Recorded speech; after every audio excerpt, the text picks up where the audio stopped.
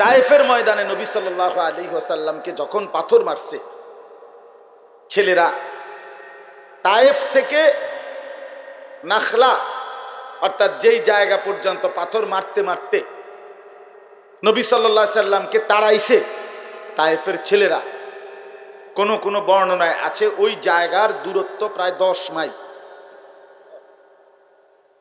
প্রায় 10 মাইল দূরত্ব পাথর মারতে মারতে নবীজিকে তাড়াইছে।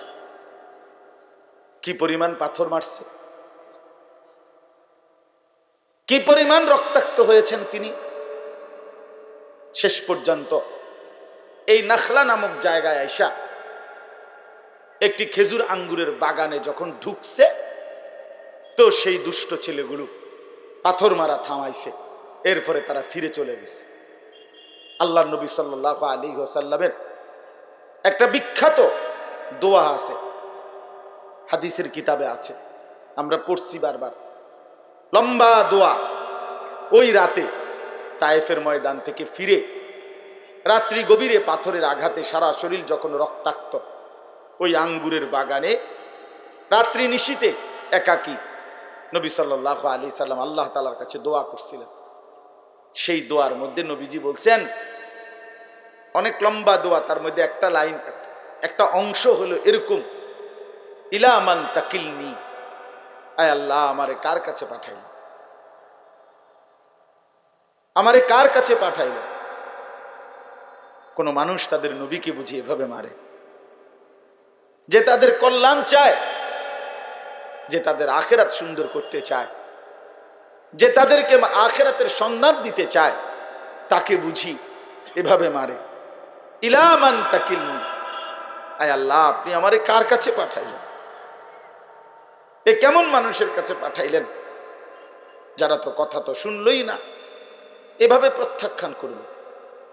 এরপরে নবীজি বললেন, ইলা বাঈদিন ইয়াতাজাহামুনি, আমাকে কি এমন অপরিচিত মানুষের কাছে পাঠাইলেন যারা আমাকে শুধু নির্যাতনই করল। আম ইলা আদুফিন মাল্লাক্তাহু আমরি, নাকি আমাকে এমন কোন শত্রুর কাছে দিলেন যাদের উপরে আমি কোনো প্রভাব খাটাইতেই পারলাম না, তারাই আমার উপরে প্রভাব খাটাইলো, এভাবে আমারে তাড়ায় দিল। এই মনের এই আবেগগুলো বলে এরপরে নবী সাল্লাল্লাহু আলাইহি সাল্লাম বলেন, তবে মাওলা রাত গভীরে আপনাকে বলি, ইন লাম ইয়াকুন আলাইয়া গাদাবুন ফালা উবালি, এই কথাটা যারা আল্লাহর দিকে ডাকে ভাই, তাদের সবচেয়ে বড় সান্ত্বনা এটা।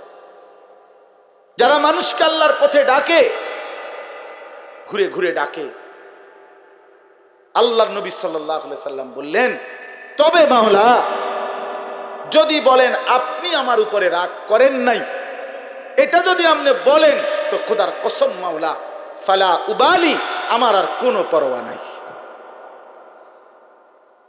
আমার আর কোনো পরোয়া নাই, আমার আর কোনো অসুবিধা নাই।